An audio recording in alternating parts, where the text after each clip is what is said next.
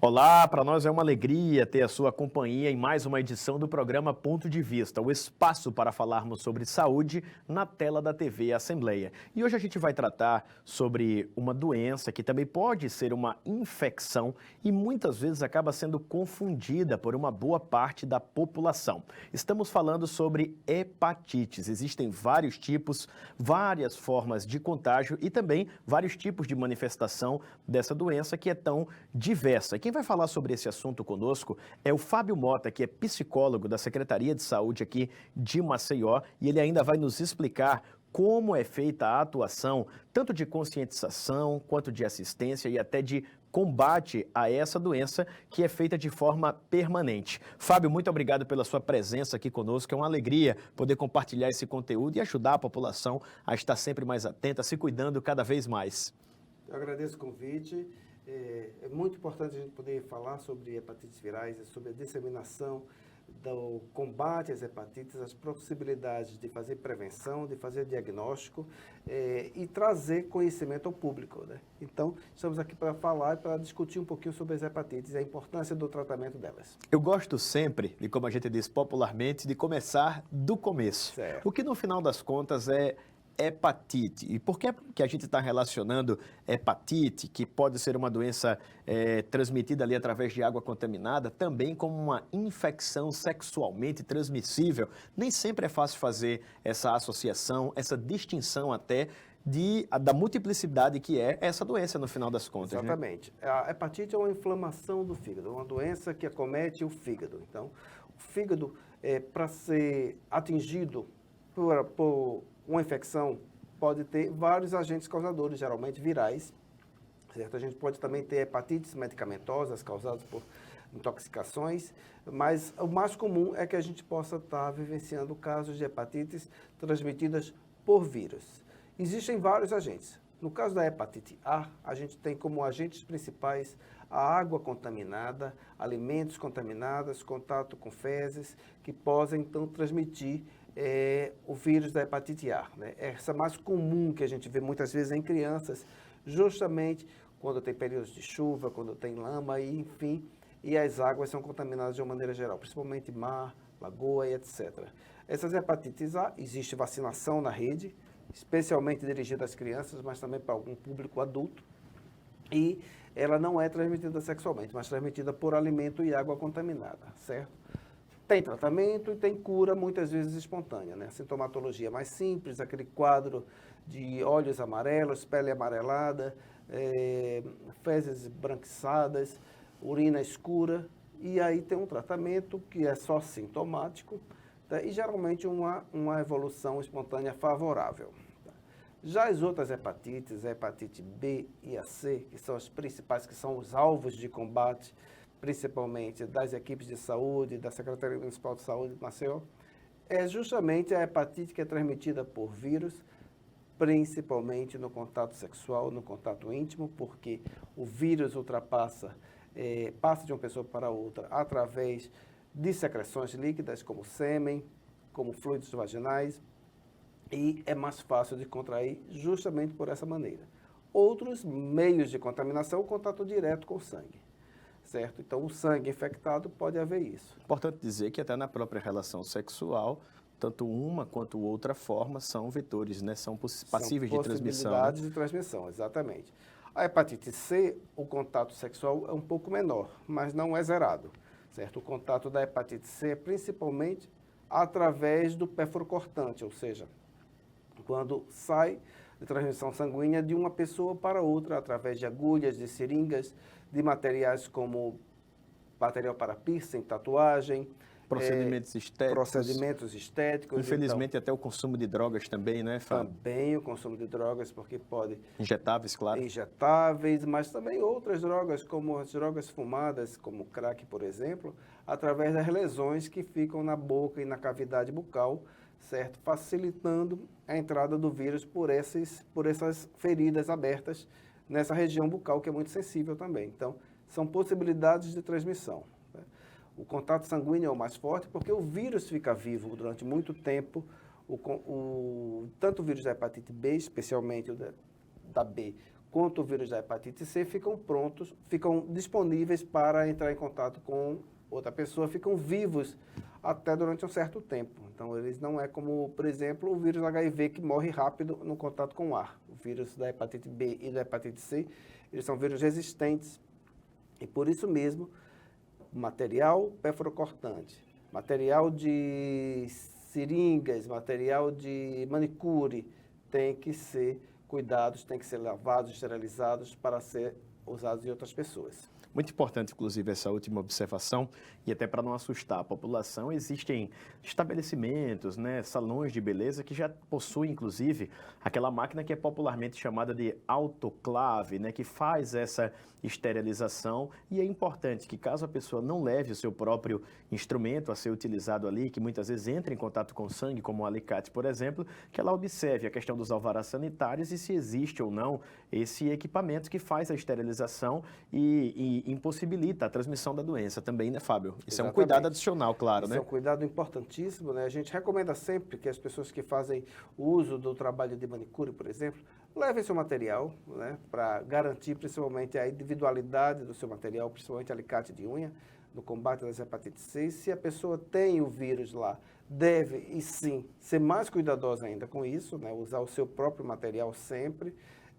E pessoas que trabalham com isso, com manicure, com esse tipo de trabalho, ser atento à sua própria vacinação e a esterilização e a limpeza adequada do seu material, sempre. Tá? Ter mais de um material para poder ter reserva quando utilizar com um cliente, certo? Fazer as suas vacinações. Isso serve para tatuadores, isso serve para profissionais que aplicam piercing, que deve ter sempre material novo,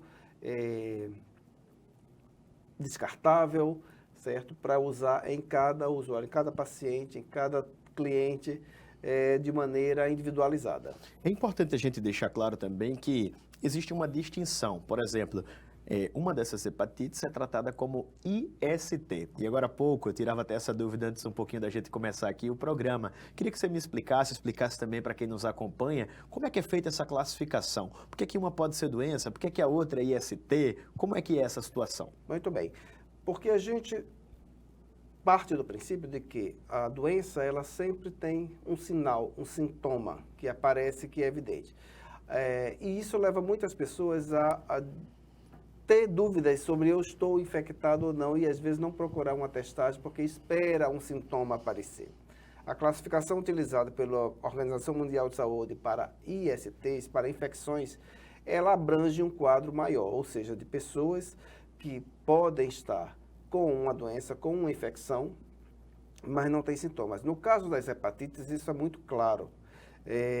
Muitas pessoas podem ter contraído o vírus da hepatite B ou C e não apresentar nenhum sintoma. Isso é muito comum nos adultos que se infectam com hepatite B. Eles não apresentam sintomas, ela evolui bem, certo? E em alguns casos pode cronificar. É diferente da hepatite B em crianças. Uma gestante, por exemplo, que porta hepatite B, ela precisa fazer um tratamento imediato e essa criança será também tratada logo imediatamente após o parto.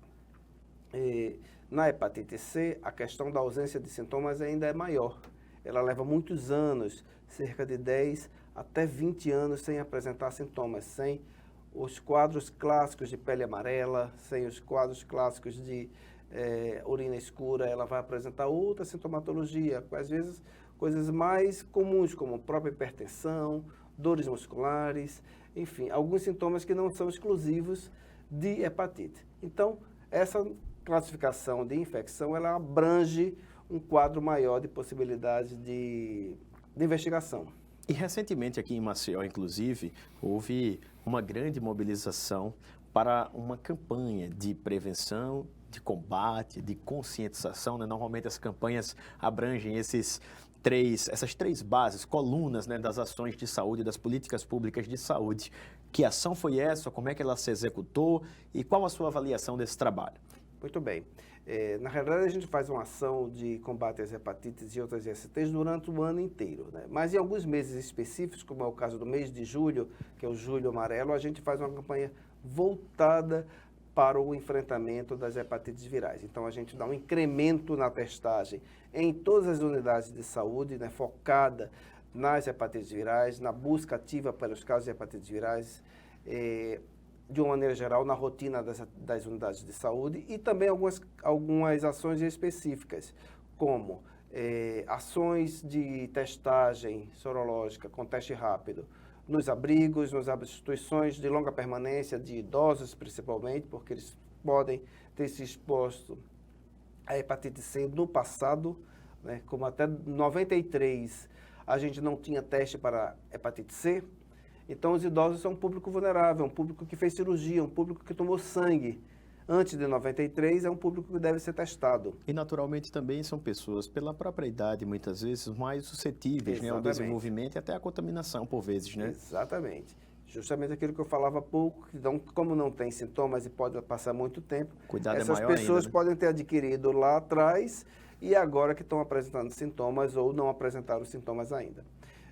Nós fizemos esse incremento das ações, conseguimos testar em ações de extramuro muitas pessoas, quase 1.000 pessoas, tivemos poucos testes de hepatite e isso se deve também à intensificação da campanha de vacinação contra a hepatite B, né, que a gente tem realizado. Estava olhando justamente isso aqui. A hepatite B está disponível na rede de saúde. Isso quer dizer agora, o Ministério da Saúde, inclusive, tem intensificado as ações justamente para esse tipo de hepatite, né, para a hepatite B, que desperta uma atenção ainda maior. E é sempre bom a gente dizer que a testagem é gratuita e acessível, né, nas unidades de saúde, inclusive na capital, no interior também, você pode fazer isso de graça. E em muitas ações, inclusive, sem sequer necessidade da prescrição médica, da mesma forma que você faz, por vezes, o teste ali para outras ISTs, como o próprio vírus HIV também, né? Exatamente. Está disponível, é gratuito, é rápido mesmo, em 15 minutos a meia hora a gente tem resultado. Um furinho no dedo, gotinhas de sangue, então não vai ter, não, eu tenho medo de agulha, não, isso daí não vai acontecer, não tem nem agulha, você não vai perceber, é uma coisa suave e que a gente tem um diagnóstico, então, teve uma exposição, teve um caso na família, teve um compartilhamento de lâminas, teve um acidente com material perfuro-cortante, vai lá, faz o seu teste de hepatite, está disponível na rede. Só para concluir, Warner, a gente fez no final do mês, agora, um seminário, um grande seminário, que é disponível para a rede de saúde, sobre o enfrentamento das hepatites virais, né, da hepatite B e C especialmente, com enfoque no tratamento, na atualização do tratamento. O tratamento da hepatite C hoje é uma realidade muito boa que o Ministério da Saúde nos traz e nos proporciona, e a gente tem aqui inteiramente gratuito em Maceió pelo SUS, de enfrentamento à hepatite C e cura da hepatite C. Isso aqui é extremamente importante, né? Exatamente, é um grande avanço. Então, antes de ter medo da hepatite C, é diagnosticar, tratar e curar. A gente tem um índice de cura altíssimo. Praticamente 100% de todos que testam, de todos que tratam.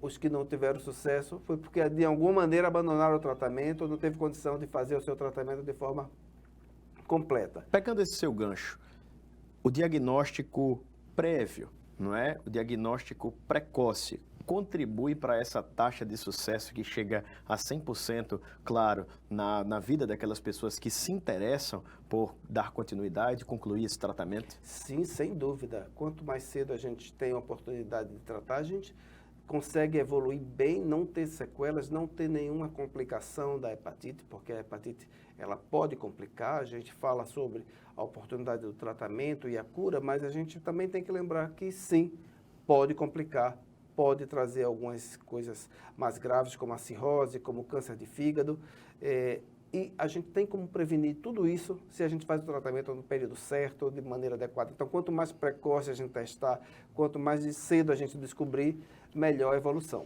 Eu tenho dados aqui dessa intervenção que foi feita no município de Maceió, que mostram números muito importantes, até motivo de comemoração, podemos dizer assim, já que é uma vitória sobre a doença. Nessa campanha agora de julho, a equipe técnica da gestão e prevenção aqui do programa IST, HIV, AIDS e hepatites virais realizou 13 intervenções com 874 testes, praticamente 900 testes aí de hepatite B e C, atendendo mais de 400 pessoas. E o mais importante disso daqui é que foi justamente direcionado àquelas pessoas que estão numa situação mais vulnerável, especificamente aqui os grupos prioritários, como os idosos, né, que o Fábio bem citou aqui, e principalmente aqueles que estão em instituições, em casas de acolhimento, onde essas pessoas ficam por um tempo maior. Além desses também participaram da testagem os adolescentes e adultos que estão em instituições de recuperação de álcool e também de outras drogas, além da comunidade em geral, acima de 40 anos,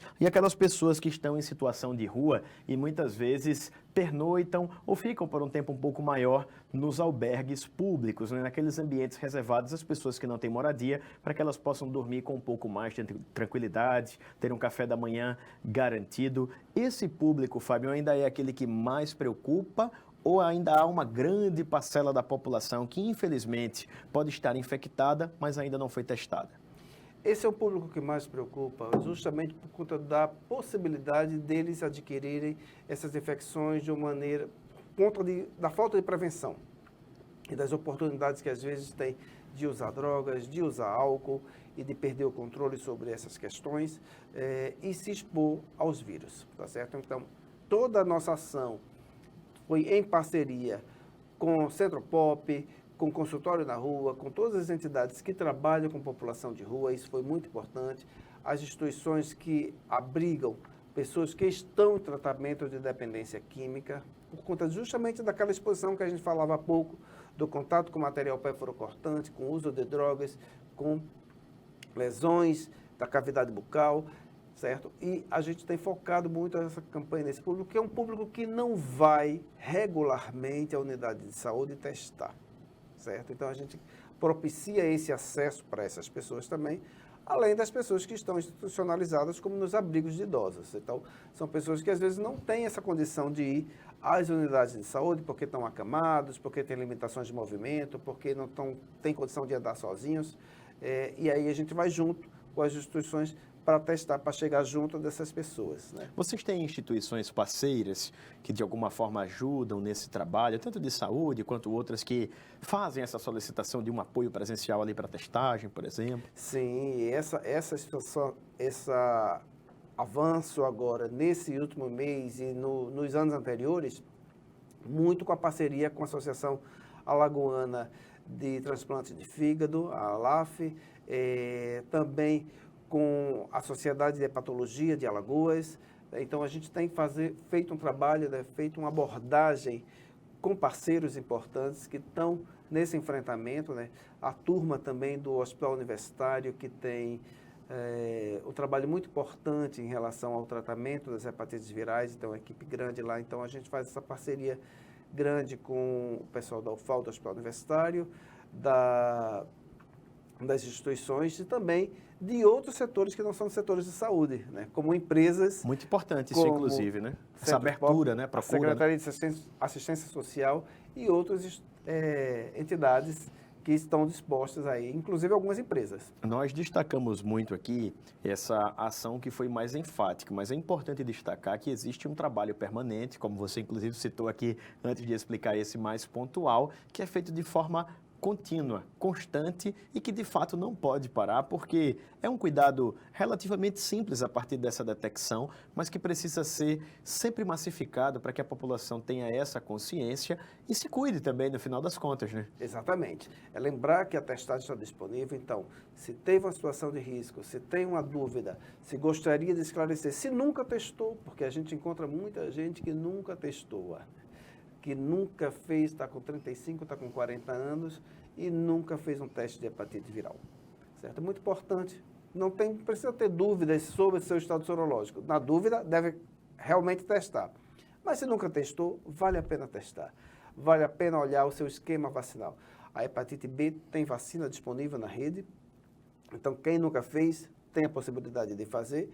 E o teste está aí para a gente fazer, está disponível em toda a rede de saúde, é gratuito, é rápido, como foi falado, e é bastante eficaz. Muitas pessoas, por exemplo, têm plano de saúde, acaba fazendo uma bateria de exames rotineira. Uma vez por ano eu faço um abdômen total, a cada 3 meses eu faço um hemograma completo. Nesse exame, o famoso hemograma completo, o exame de sangue que a gente faz ali para identificar várias coisas, como, por exemplo, percentual de ferro, se está tudo ok, enfim.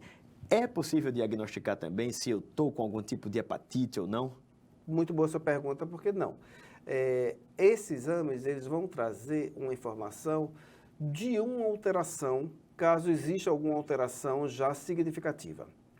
Mas aquilo que eu falava antes, não esperar o sintoma. Então, esses sintomas podem aparecer nos exames, mas de uma maneira geral é importante fazer um exame específico de hepatite. Como ela tem uma fase sem sintomas, a fase assintomática é muito longa, é importante fazer a sorologia para a hepatite num teste convencional ou fazer o teste rápido que está disponível na rede pública.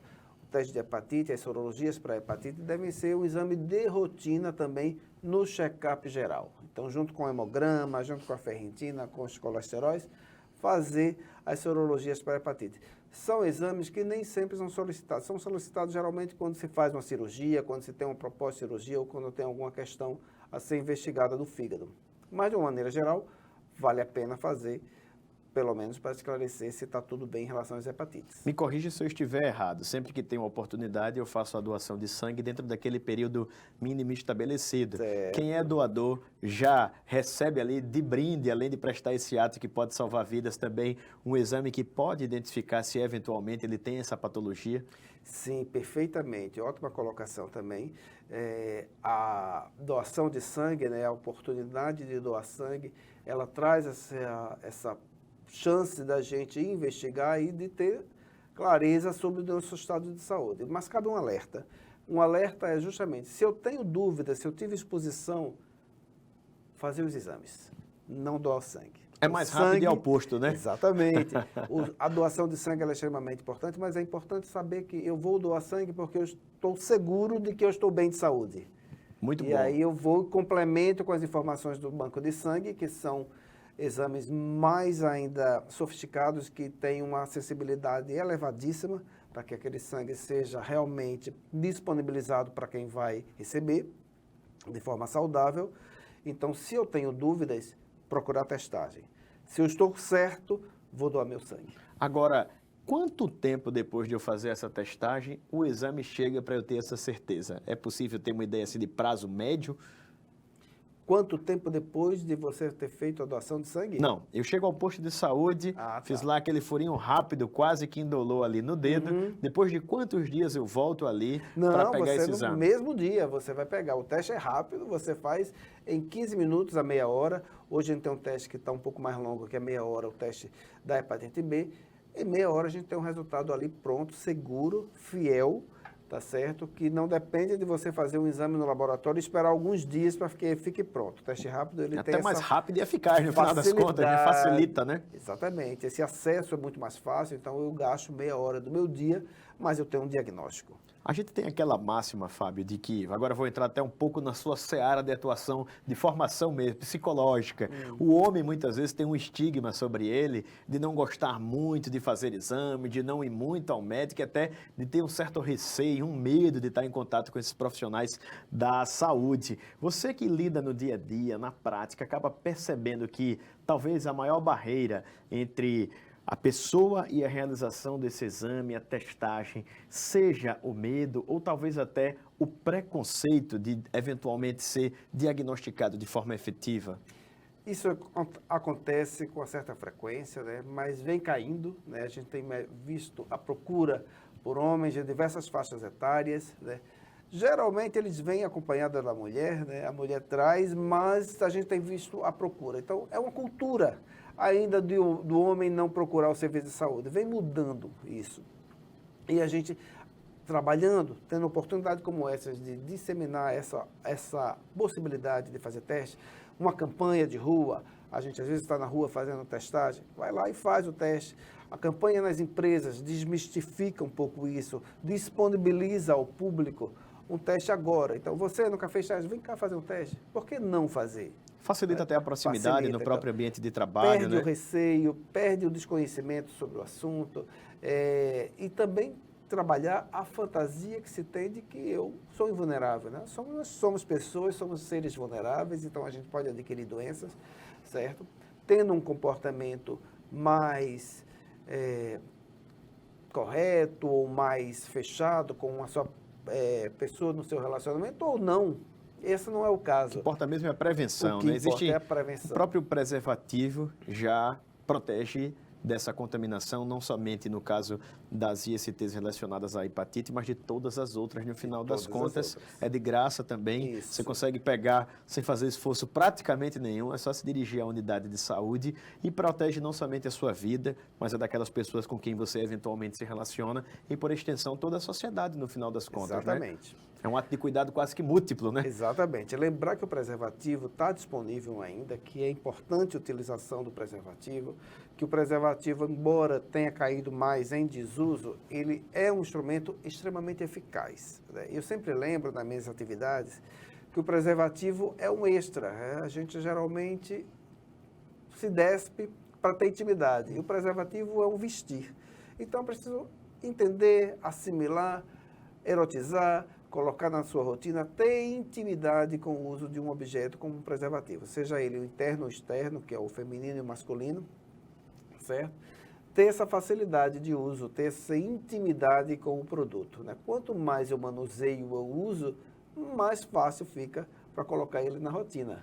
Nós já estamos aqui, Fábio, nos encaminhando para os minutinhos finais, mas antes de a gente encerrar e de você também fazer as suas considerações, mandar aquele recado, eu queria que você explicasse para quem nos assiste como é que eu faço para pedir esse suporte, para levar uma equipe de saúde da secretaria para a minha empresa, para a minha instituição religiosa, para a minha reunião ali de amigos com um número considerável, sei lá, um grande racha ali dos amigos de futebol, tem 40 pessoas, vamos fazer isso aqui? Existe essa possibilidade? Eu consigo entrar em contato com vocês? Me explica aí. Sim, existe sim. A gente está aberto sempre para atender os convites, dentro das nossas possibilidades de agenda. Esse último mês foi um mês intenso de ações. A gente continua fazendo. Então, tem um interesse, tem uma comunidade, tem um grupo de esportes que quer fazer testagem, entre em contato com a gente através da Secretaria Municipal de Saúde, na Gerência de Prevenção às ISTs, HIV e hepatites virais, tem uma equipe de prevenção que está disponível, a gente junta com a equipe da assistência para fazer ou com outras entidades e faz a testagem, certo? Tem um e-mail, eu ia dar o telefone, mas a gente está mudando de sala agora, provavelmente vai mudar de telefone. Mas eu vou deixar o e-mail aqui, o pmdstaids@sms.maceo.al.gov.br. Repete aí para ninguém esquecer. pmdstaids@sms.maceo.al.gov.br. A gente agenda, a gente vê a quantidade de pessoas que podem ser atendidas naquela comunidade, naquele estabelecimento, organiza uma ação de testagem, vai lá, faz panfletagem, faz ação de teste, orientações em geral, convida as pessoas e quem for diagnosticado, a gente encaminha para o tratamento.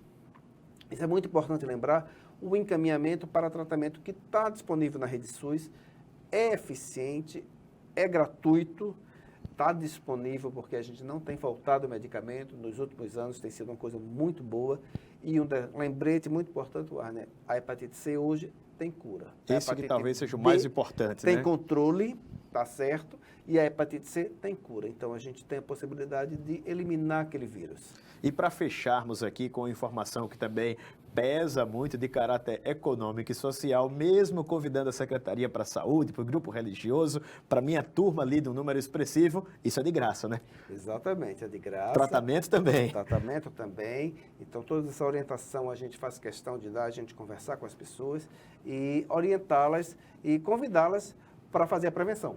Muito obrigado, Fábio. Foi um prazer muito grande falar contigo. Obrigado por todos esses esclarecimentos. Eu costumo dizer aqui fora do ar que cada edição desse programa é praticamente uma consulta gratuita e extensiva a toda a população. E hoje não foi diferente nesse momento aqui em que conversamos com Fábio Mota, que é psicólogo da Secretaria de Saúde aqui do município de Maceió, que nos trouxe informações sobre hepatites de uma forma geral e explicou também como é feito esse trabalho direcionado às ISTs aqui no município. Se você está conferindo na tela da TV Assembleia, perdeu alguma informação, gostaria de conferir algo de novo, fica tranquilo. Todo esse conteúdo aqui é disponibilizado também no canal da TV Assembleia, na plataforma YouTube. É só você colocar lá na busca TV Assembleia Alagoas, vai ver as playlists lá separadinhas e você pode compartilhar, ver quando você quiser esse conteúdo. É só clicar naquele botãozinho da setinha, mandar para sua família, colega, para o grupo aí do seu condomínio,